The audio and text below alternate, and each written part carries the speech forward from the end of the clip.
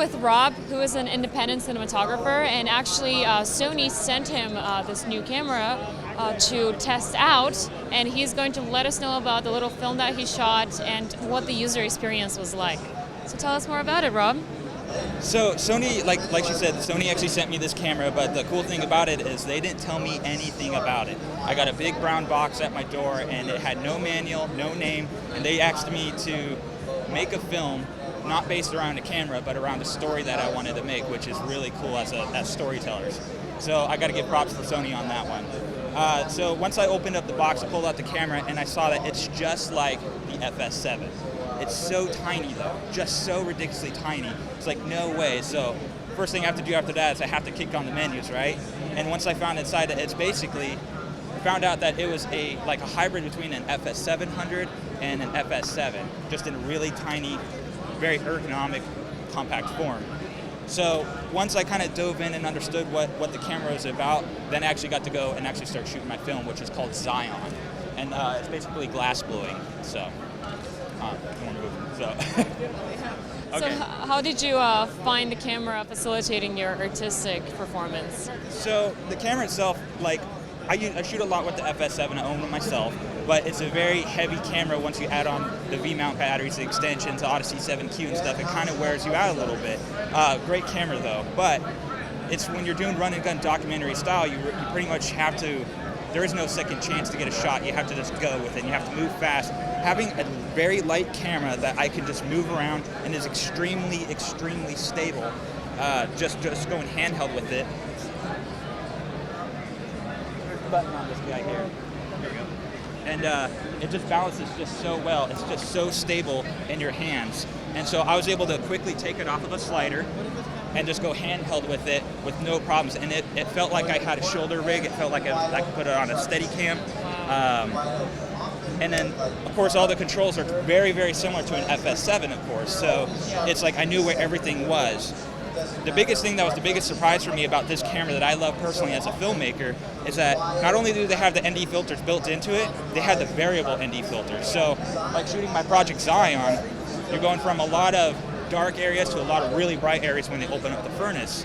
Instead of having just like a 1/4 ND filter, I could actually dial into like a 1/6. So that way I didn't have to sacrifice any of my exposures, any of my shutters, ISOs, or anything like that. I just flipped the switch, shot was perfect. And having little things like that allowed me to shoot really, really, really fast. And so that's why you see all those great shots, is because I didn't have to stop and reset, dig through menus or anything like that. So from a filmmaker's perspective, it's pretty much set up for you to just run and gun and go and get your shots right the first time. What was your main setting of ISO and f-stop? And then you obviously varied it from there, but what was your main setting? Mainly I shot at f4, and I actually used this particular lens actually for about 50% of it. Now I did try other lenses just to try them, and of course they all worked wonderfully.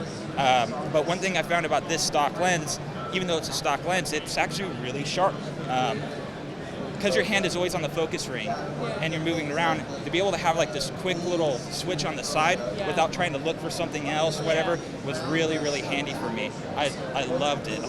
Although I did have a couple errors with it, but it was a production model. So, but other than that, it's a really great feature, and I really hope they keep doing that from now on. Perfect. And as a cinematographer, what kind of footage would you be shooting with it? Obviously, there's a lot of indoor. How do you think it would do outdoor or any type of action? It's all great. Well, action, especially if you want to do slow motion. I mean, the fact that it's got it built in there, it's got the 240 frames with no degradation, 480 with a little bit, and I like setting it up as like an end trigger if I'm doing action stuff, so that way I can see my shot and then hit record and not try to do it the opposite way. So which is really, really handy. So on that aspect, I like it a lot. Being able to move from indoor to outdoor with all these ND filters, it's just simply amazing, where it's exactly where you want it. So, like I said, I shot my whole film, or most of it, at pretty much an f4 to 5.6 is where I'd kind of vary it from. That way my depth of field always kind of felt the same. It's more realistic. It's not too shallow like we see these days. But, with the Super 35 sensor, it's made to get shallow if you wanted to. So, I forgot where I was going with this now. Oh, yeah, general use of it. So, so with the one way that I really see this camera being used more than anything is actually going to be a lot of documentary filmmakers, a lot of wedding people. I shoot a lot of corporate commercials and stuff like that. So I'm definitely going to be using this as definitely my B camera because I have an FS5. Of course, I'm going to shoot it in RAW and everything. Yeah. But having this to be able to fill in those gaps of what that camera can't do with the really high frame rates of 240, where I can just get it internal on the card. I don't have to change any of my 7Qs or anything like that. I could just have this one ready to go get the shots. And then if there's any situations where I just really have to move fast, this is the camera. So you would say that it's pretty interchangeable between live action capturing and cinematic? Yes, exactly. I think so for sure. Yeah, just definitely cinematic with a lot of documentary filmmaking. I can see a lot of independent filmmakers making a lot of really good films on this stuff. It has such a filmic quality about it, especially when you shoot in S-Log. Yeah. So. Awesome. Thank you so much.